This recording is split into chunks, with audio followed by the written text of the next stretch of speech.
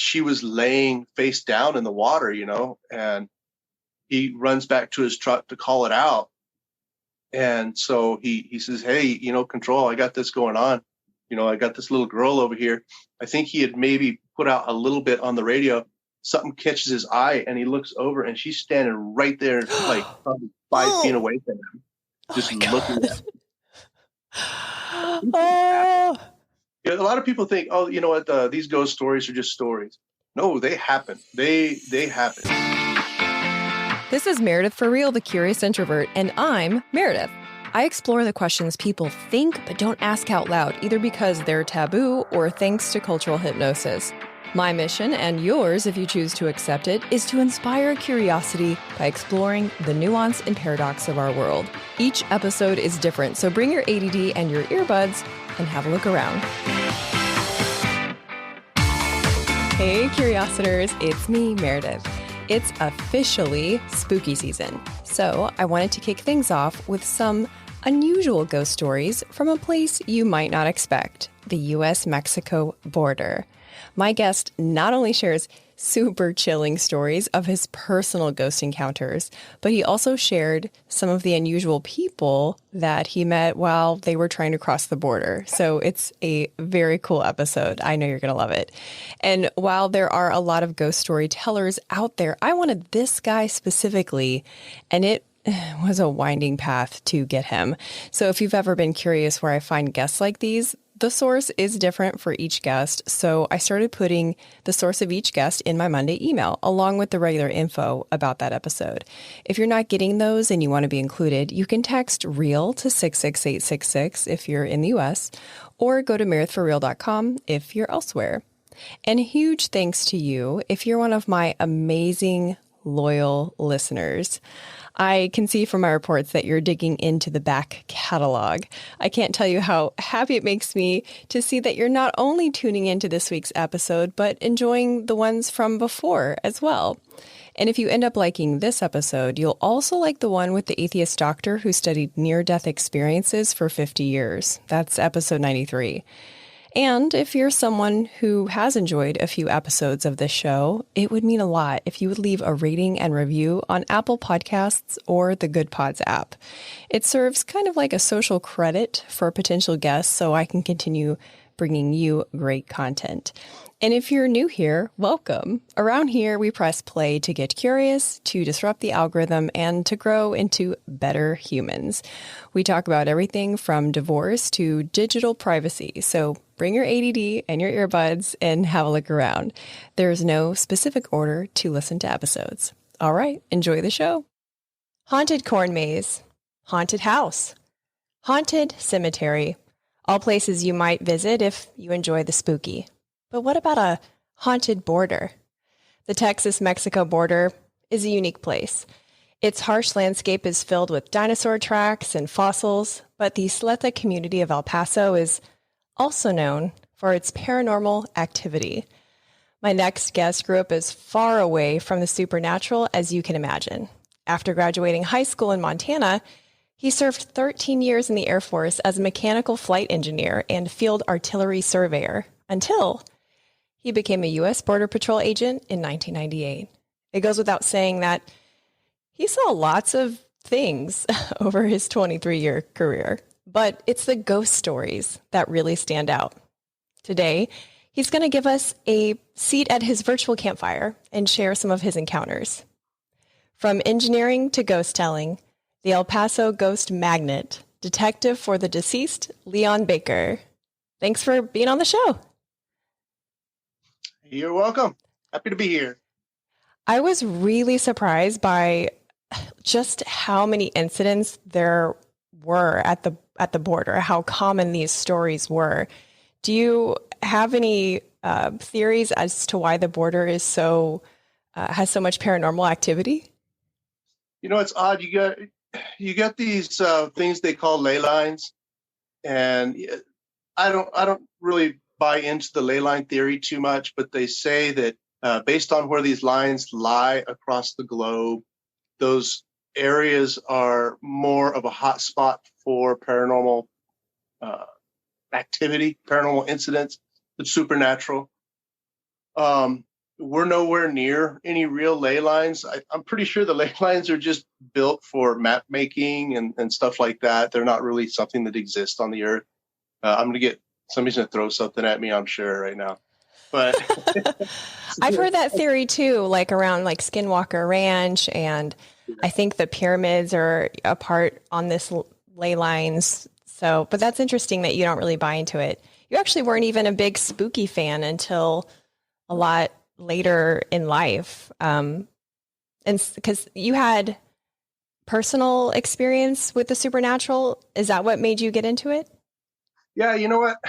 Real quick story is that when I was a child, I was staying with some friends in Kansas, at this little farmhouse. And they said, hey, come over here, or let's go in this room. We're going to play this cool game. We're going to shut off the lights, and we're going to lock you in this room. Oh, my God. And it happened to be what they used to call the coffin room, where they would keep the deceased during the wintertime until it was unheated, so it refrigerated the body. Oh, my gosh. And all these old farmhouses had this until the ground was thawed out enough so they could put them in the ground. So that was this room. But for them, it was just storage. And they said, you're going to go in this room and you're going to hide in this room. We're going to shut off the light and we're going to lock you in there. It's really fun. Because you were the youngest child, weren't you? That's how I know. I was the old, I was like the middle of my friends, right? Okay. But they're like, hey, let's mess with this guy. And they said, it's really fun because the ghosts drag the clothes between your feet. And I said, hell no. And I pushed my way out. And I was like, ghost. I had nothing. I didn't want anything to do with. Nowadays, I'd be like, yeah, that'd be cool. But my real first experience that actually happened, because that one I didn't allow it to happen. It scared the crap out of me. My first experience was in a hangar at Hickam Air Force Base in Hawaii, and it had been hit by the Japanese attack. So there was bullet holes, shrapnel holes, all kinds of damage to the hangar that you could still see from December 7th, 1941. And wow. Inside there, you could hear people walking around and talking. I could hear people humming a tune. What? Doors opening and closing. You could hear it. I mean, you could hear as if there were probably about 4 or 5 people in the hangar with you. But when that happened, it was usually late at night, and I was alone. That was it. I was me. There was nobody else in the hangar. I figured out it was residual. I didn't know what residual meant, but I was looking at one of the doors between the hangars, like the sides, and I hear it open and close by itself. It's probably 4 o'clock, 3 o'clock in the morning, and I hear it open and close by itself, and I was staring right at it. And I was like, that thing didn't move. Oh, these are just echoes. These are just like supernatural echoes of people in the past. That's all that is. So it really didn't freak me out. After that, I just knew that it was just sounds. Okay, so you're already diving into terminology I do not know. So residuals, that's like a type of ghost? Yeah, it's not really a ghost. It's sort of a residual energy, sort of spark from the past. It's an imprint of energy left by a living person. So if the conditions are just right, it kind of replays itself.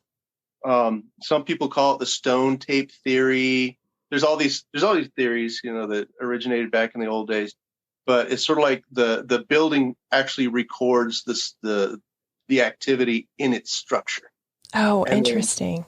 Yeah, it's like a record player, and you put the needle on the record player, it plays the music. Just like this, if the conditions are right, the electrical conditions, the atmospheric conditions, maybe the earth itself, when all that stuff is just right, it replays this activity that took place, 500 years ago, 1,000 years ago, whatever it is.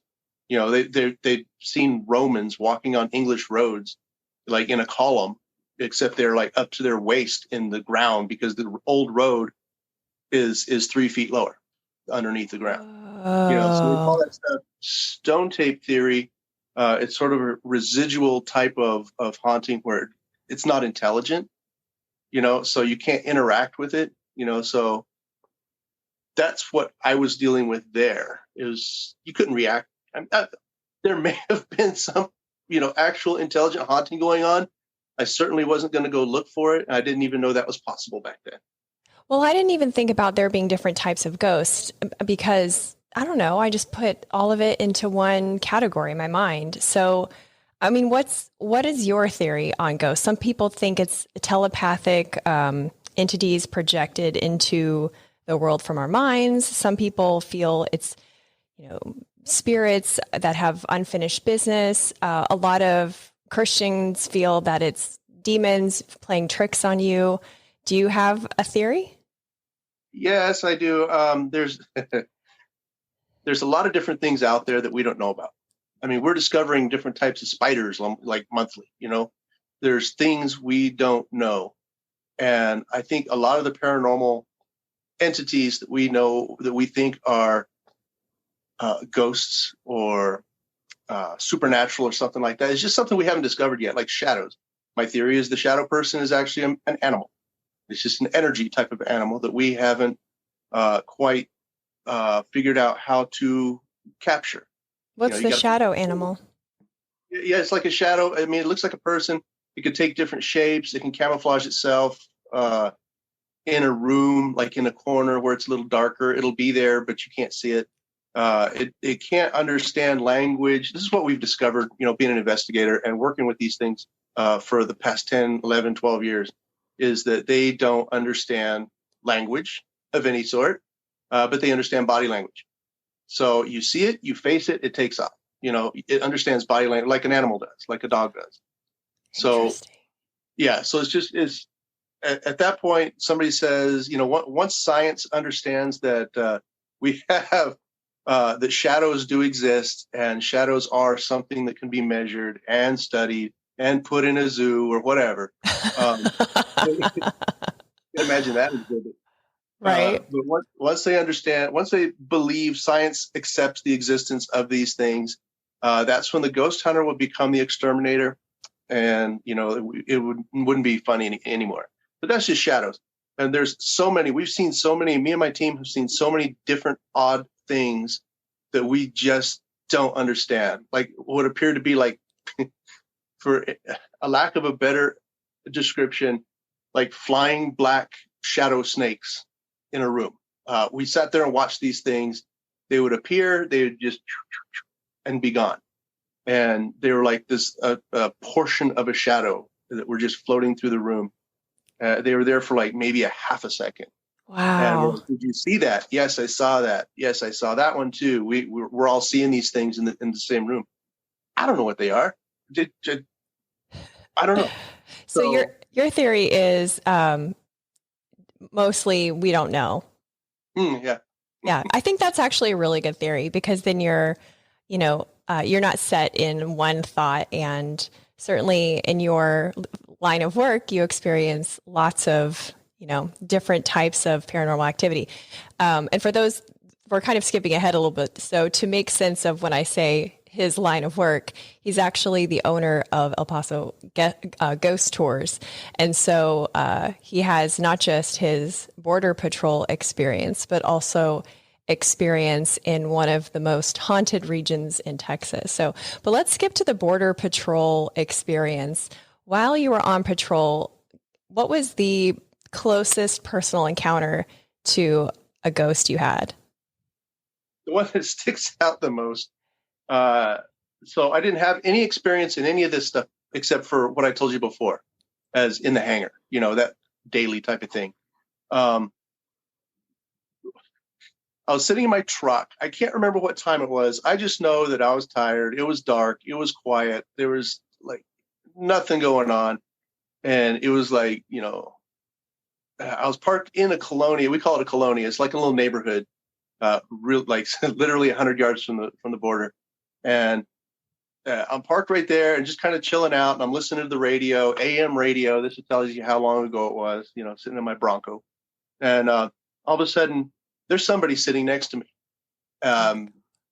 We have what they call a tricky bag, which is like a bag of the things that you need while you're on duty.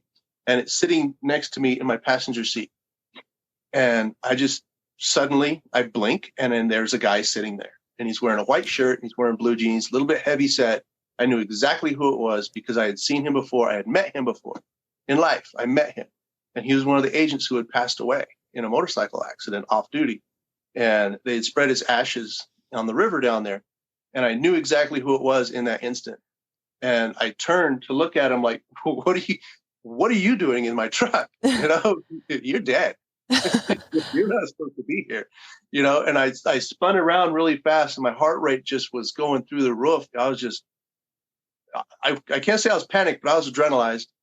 And I just I threw it in reverse and I backed out of that dark area and I took off down the street, and I decided I wasn't going to set myself up in that spot anymore.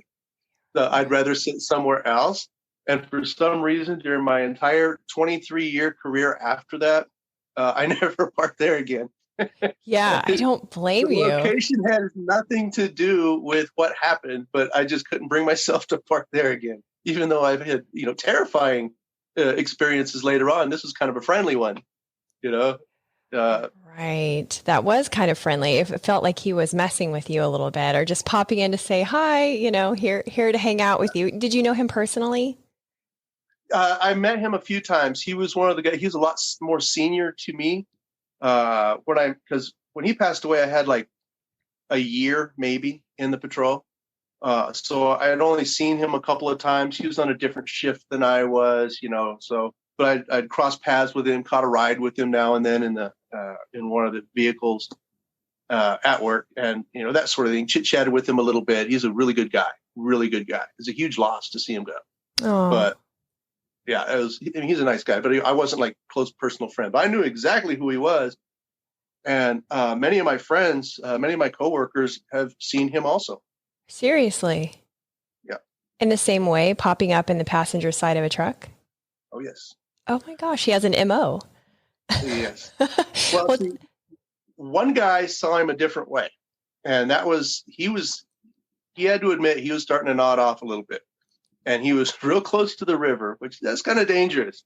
And so this, the agent, the spirit agent, he pops up in the passenger window and he says, don't trust him, and nods like that. And my friend looked right at him and he couldn't figure out what this guy was doing, standing there wearing an older, outdated uniform. And he just like looks at him and he freaks out, of course. And I'm sure he got the shot of adrenaline too. And he looks on the south side at that point to look on the south side of the river, the border, to see what he's talking about. And there's Mexican military or the Mexican police department, a couple of units from Mexican PD. Whoa. And they're over there doing something. They got their lights turned off and they're just doing something. So this agent was telling him, don't trust those people over there. They're up to something. And that's kind of when he shows up, is when something's going on. There's a crime afoot. But when he saw him, and as soon as he looked over there, he looked back at the ghost agent, he disappeared. Wow. And I had to bribe him to me, and he said he's wearing, he's a white guy, kind of tall, cowboy hat, a little bit heavy set, and he's wearing the metal badge. And nowadays we wear a fabric badge sewed to the uniform. On that day, he saw him wearing the old school metal badge that I used to wear when I was in the late 90s, early 2000s. And I said, I know exactly who that is. And one of the guys actually, he popped up in another guy's truck. This agent jumped out of his truck, circled around the back of the truck with his gun drawn like that. He just couldn't figure out how this stranger had gotten into the truck because that agent had never met him in person. No, there's very few people that are still on duty that ever met the guy in person. I was 23 years ago when he passed away, 22 years ago. So that makes the cooperation even more eerie, that they're describing the same person appearing in generally the same way, in the same clothes. Ugh. Yeah. Oh, and sometimes he's in uniform. Sometimes he's in civilian clothes. So that indicates to me it's sort of it's an intelligent thing. It's him. I saw him in clothes that I had seen him in at the station, but I'd also seen him in uniform in life, but he showed up in civilian clothes for me. How fascinating. Tell me about the girl in the white dress. There seems to be different versions of her. Yeah, this is the one. I mean, I read about her through Rocky Elmore's book, but I've also heard from other agents that had been stationed over there that they had seen her also. They had seen her walking on a ridge line by her. We're talking like a 5-year-old girl. And she's walking on a ridge line by herself. She gives off her own little glow and stuff like that. I mean, I think the most terrifying incident that happened was when the agent saw a child in a white dress in the water. There's like a stream that runs through there or something like that. And she was laying face down in the water, and he runs back to his truck to call it out. And so he says, hey, Control, I got this going on. I got this little girl over here. I think he had maybe put out a little bit on the radio. Something catches his eye and he looks over and she's standing right there, like probably 5 feet away from him, just looking at him. Oh. A lot of people think, oh, you know what? These ghost stories are just stories. No, they happen. They happen. And if you're not mentally prepared for something like this, it is going to throw you for a loop. It's going to mess with your head for a long time. The only way I would be prepared if I was on Border Patrol for these ghosts is by having an extra set of underwear in my patrol kit. Like, I don't think I could actually prepare for that. I wonder if she is, you kind of wonder, who was she? That area is pretty popular for migrants coming over and coyotes bringing groups of people over. And a lot of people die in that area from thirst or mountain lions or murder. I'm wondering did you ever have conversations with the people that you apprehended at the border? Oh yeah, I've talked to a bunch of them. I mean, most agents with a little bit of time in, they've caught thousands and thousands and thousands of people and arrest thousands of people. And if you tell a regular police officer, oh, I've arrested thousands, 10,000 people myself, they're like, you're a liar. Like, it doesn't make any sense. But we're catching groups at a time, like 40, 50 people at a time, so it's not like, and it's like almost a daily thing. Well, right now, it is definitely a daily thing. An agent can catch, 200-300 people in a day, literally. Wow. But, when I was in, back in the day before all this stuff was happening, it was more like you'd catch 5 a day, or 6 a day in my area on average. But anyway, I talked to a lot of people, and, some of them, I caught this one kid, he's probably, I think he said he's like 19, 20 years old, and wearing a ball cap. He had the like rancher clothes, like he worked on a farm. And I started speaking to him in Spanish. He's like, I'm sorry, man, you're going to have to talk to me in English. My Spanish ain't that good. Where are you from? And he's like, well, I was born in Mexico. I'm illegal. That's like, where are you living? Where are you from now? And he's like, oh, I'm over here, Anthony, New Mexico over here. The kid talked like he was from like Georgia, living in Anthony, New Mexico. I don't know if he was faking the accent, but he straight up admitted that he was from, Mexico, is here illegally. It threw me off. I was like, well, why didn't you just lie to the customs guys when you came in and just tell them you're American? I don't want to be dishonest. Like that. Okay. Fair so enough. What happened to him? Did he have to go back? Or, that's such an odd set of circumstances. Oh yeah. Back in those days, we had the voluntary return where you basically take a fingerprint, 2 fingerprints, a photograph, you put down their biographical information on a piece of paper and have them sign it saying they wanted to go back today. And then 15 minutes later, they're having a taco in Juarez. We walk them across the bridge. We tell them where to go. Go across the bridge over there. And they go back across the bridge. And, 9 times out of 10, you wouldn't see them again for a few days. But sometimes within 15 minutes, you're so most people are like that. We're like that. Most, I'd say probably about 1 in 10 would actually have to go to jail because they had warrants or they've been caught too many times or something. But I've talked to a bunch of them. Hey, Curiositors, just a quick pause to show gratitude to our sponsors and give you some special deals. If you've got backyard barbecue plans for 2022, but mosquitoes are not invited, I recommend Insect.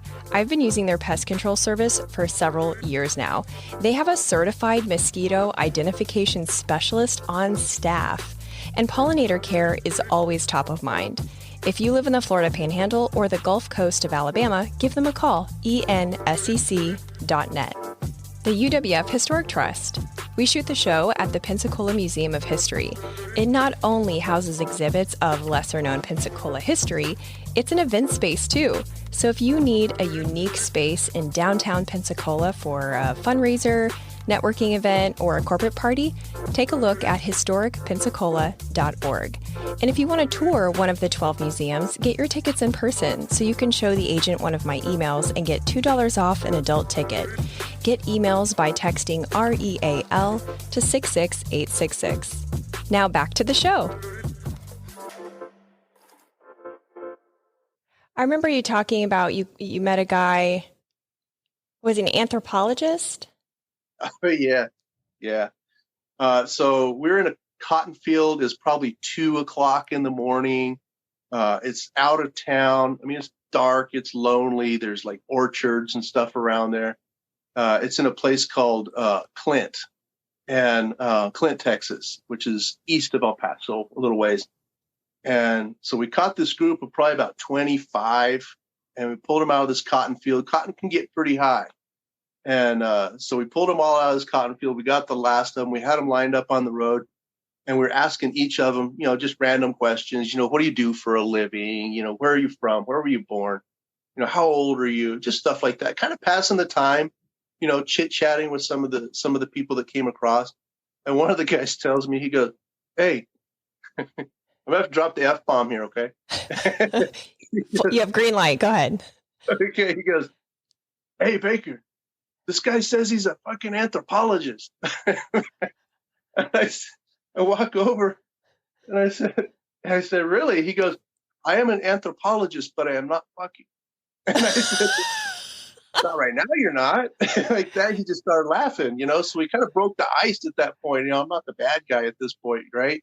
And I said, "What are you doing? Like, we need anthropologists in this country. You just fill out some paperwork, you come in legally, you got a green light." And he goes, "Well, it's too hard." And I said, "Oh, and this is easy? You're laying out here, you're an anthropologist, you're laying out here in a cotton field?" And he's like, yeah, I guess you're right. I've caught doctors, I've caught one of those guys that put the braces on people. Orthodontists, yeah. Orthodontists. Him and his family, he didn't have braces, but the wife and kids all had braces. And I was like, well, he's not lying. Obviously, yes, he's I think he's in Brazil or something like that. I can't remember. It's been a long time. So I always thought, when I heard these stories, usually from the news or whatever, like, why don't people just do it the right way? I mean, like you said, why would they make it so hard? And I don't know. I didn't realize I had no concept of what the immigration process was. And I had a Canadian friend at the time that I saw probably about twice a week. So I had a chance to get regular updates from her, and her immigration process was brutal and expensive. And she always had to backtrack and drive like faraway places to meet in person at an office to do something. And it was, and she was even married to an American, and it was just insane. And she would be like, "Oh yeah, you're going to be official in like a couple of weeks," and then something would happen. And I mean, I feel tired just thinking about it. Have you learned more about the immigration process that you didn't know since being a Border Patrol agent? Well, yeah, kind of. I mean, they gave us these books. Oh my gosh. This is the old process. For those listening and not watching, he's holding up a 3-inch thick book. 3-inch thick. The immigration law book. It is officially 1,976 pages. 1,976 pages of laws and all that during my academy days when we had to learn most of it, and it's a mess. Like it's a mess. We get people, by the time they got to us crossing the river the wrong way, and we roll their fingerprints and something would come back in the system, Occasionally, it would be that they got denied. Occasionally, it was because their name was misspelled somewhere and it got denied, and then they just get frustrated. I imagine. I mean, I caught a family one time, and I said, "What are you guys doing? Why are you guys crossing?" And they said, "We want to go to a wedding up in Socorro, Texas, which is right there. We're Right. trying to go to a wedding today." And I said, "Well, you can't do it like this. You got to go over the bridge." And they're like, "Well, this is the only way we know how to do it." And so is the mom and the daughter and like a kid, and the mom, the elder, kind of elderly mom. I tell the daughter, I said, "Well, just go to Banamax and you get your permit and you go to the bridge and you apply for the permit. You got to pay like $500 or whatever it was. I don't even know what it was back then." And I said, "It's not that hard to get a visitor permit for a day. And you can come up, you can go to the wedding, and then you go back home." And the mother just glares at the daughter because the mother feels so embarrassed to be caught like a common peasant crossing the river. Oh And my gosh. I imagine Thanksgiving or whatever, not Thanksgiving, I guess, but I imagine Christmas dinners at that household were probably not quite as friendly anymore after that. She, Yeah, yeah, I would imagine that is insane. I also imagine that, the equipment that Border Patrol is using for surveillance is top notch, like night vision and thermal sensors. Has it ever recorded something that wasn't visible by the naked eye? many, many times, many times. I had a friend, so we used to use this one thing. We called it the Johnny Five because of that movie, Short Circuit. It looked like that robot Johnny Five. It's got the little lenses like this. So you basically hold it up and say FLIR, called a recon. They're like $100,000 unit. And here we are, rough Border Patrol agents with these things. It's only $100,000, but this thing has the ability to snap pictures like a digital camera with a lot of other things that I can't talk about that it can do. And so he's looking at the border fence, and he sees what appears to be a hot spot on the fence. It looks like a body climbing the fence. So he snaps a picture. I don't know why, but he snaps a picture and he goes racing over towards it. And he gets kind of close to where he thinks it was. He can't see it with his flashlight. So he uses the FLIR again and looks up. It's still there. And so at this point, he's like, "Wait a minute, something's wrong. Something's different." And he snaps another picture. And so I saw the two pictures. And what it was like sort of an oval, about a 6-foot oval attached to the top of the fence, sort of like a person climbing the fence. Okay. But it wasn't hot. It wasn't a heat signature. We realized that it was backwards, that it was actually a cold signature. It was probably, I don't know, 60, 55, 60 degrees outside, and this thing was a lot colder. I have no explanation. The fence is made of metal. If anything, it would be giving off heat. I don't understand why it would be giving off a stationary spot of cold that big and that cold. I don't know. Other times, I was in the camera room and we saw a guy come. Actually, I was outside at that moment, but they saw a guy come across the river and go into a bush. And I walk in the camera room and I said, "What's going on?" And they said, "We got a guy. He just came across. He's hiding in that brush right there, that bush." I said, "That's an awful small bush to be hiding in, but okay." But you could see the heat signature. It was significantly more warm than everything else around it. And so they call the agents. The agents move in. They use their flashlights, and they're looking for sign, which is footprints. So they're looking for footprints. And let me tell you, we can track some people. The smallest thing we know that somebody's been there. And they're like, "We got nothing." And we're like, "Go take a left. Go to the left. There's a bush there. Go into that." He went in that bush. He disappeared in that bush. And they walk around the bush. And that's when you start realizing how small the bush is. It's maybe 3 feet tall, maybe 2 feet across, and you could see the agent behind it, like a little piece of sagebrush or something. It's not possible for a person to hide behind that. And the guy just disappears behind it as if he was hiding, not like he dropped into a hole or something, but they're like, "There's nothing here." I think a couple of days later, I went out there to look at that bush, and it was just, I think it was creosote or something like that. But you could see right through the thing. So if you got a flashlight, you shine your flashlight on it, you're going to see the other side of it. It's That's baffling. crazy. Oh my gosh. Don't you So, guys I mean, know? you have this huge collection of these stories and you're very open in telling them. Generally, are other Border Patrol agents fairly open to, they come back to, their break room or to be switch out their shift and they share these stories freely? Or is it something you kind of keep on the down low until you retire? A little of both. So people have realized that I was a good, I guess, somebody to talk to about that sort of thing because they know I'm legit. I'm not faking stuff. They know that I'm not going to sit there and make fun of them or anything like that. Call them crazy. And so a lot of these guys tell me a lot of things that happen to them, but they won't tell other people. They'll tell me because they know they can trust me with that. And I'm not going to sit there and tell, oh, he says that he's crazy over there. No, I'm not going to do anything like that.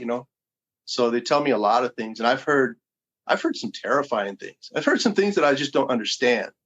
I just can't understand certain. They're seeing these certain things, and I know they're not nuts. They're not mentally ill in any way.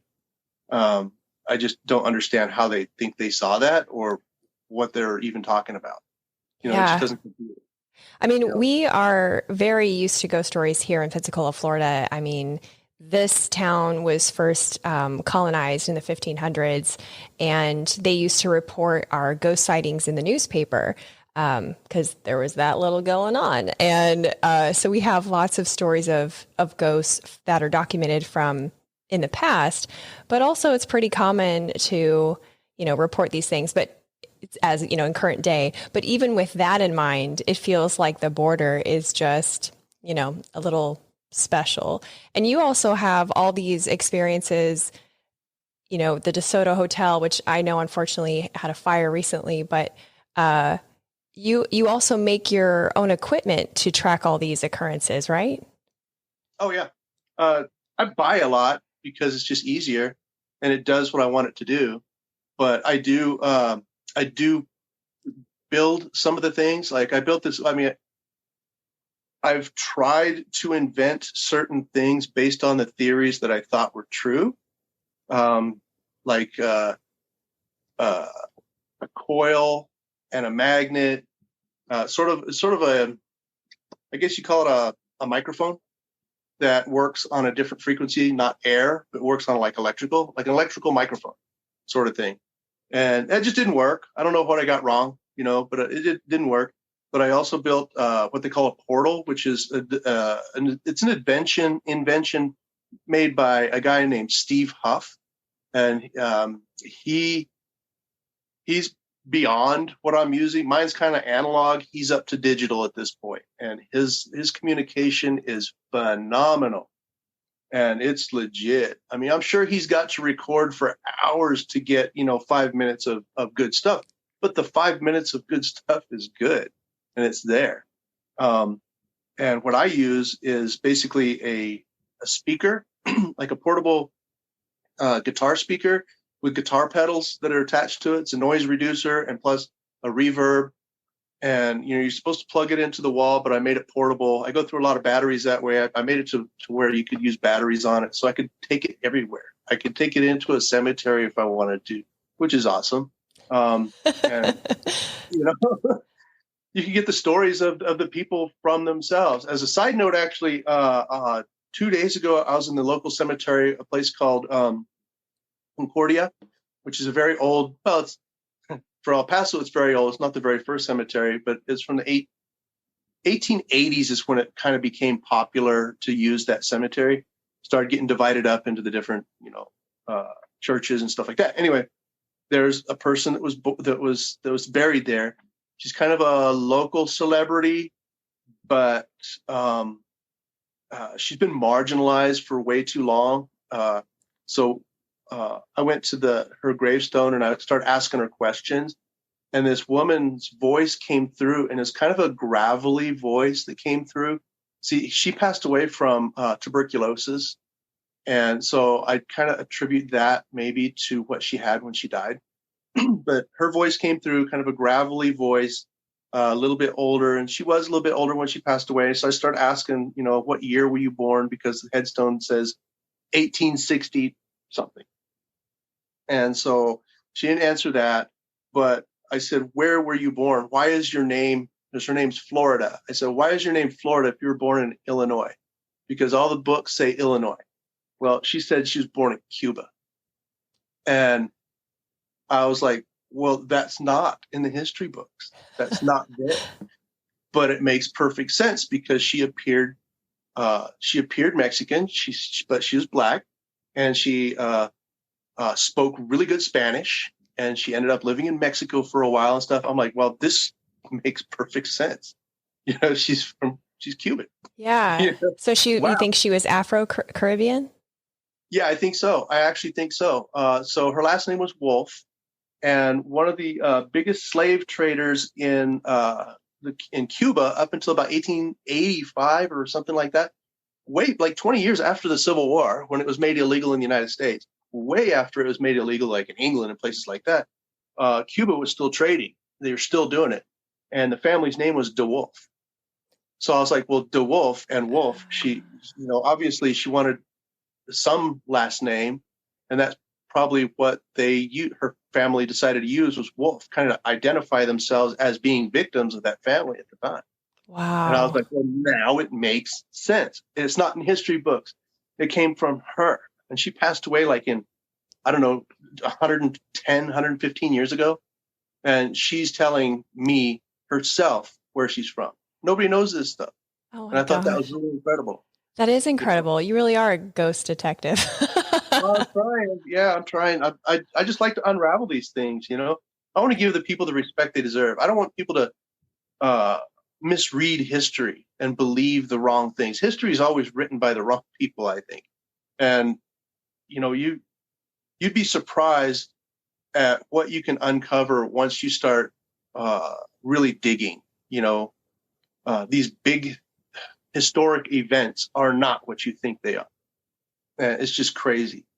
I believe it. The government saves what they want to save. You go to look at certain treaties and what led up to certain treaties, and the government says this is the official story. And then you start looking at eyewitness accounts so written 200 years ago. These people were there, and you start putting these things together. The general's memoirs, stuff like that. You start putting these things together, and it starts making sense. You piece these things together. Where were they? What were they eating? What was the attitude, etc. Well, the official story doesn't make any sense now.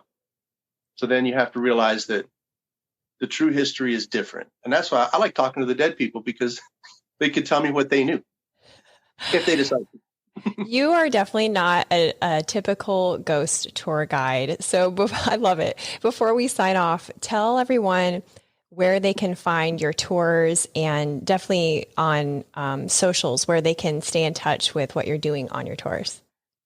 So my company's called El Paso Ghost Tours. This is our logo right here. So if you see that on social media, that's going to be hopefully it's going to be me. Our Facebook page, we have about 14,000 followers, a little bit more than that.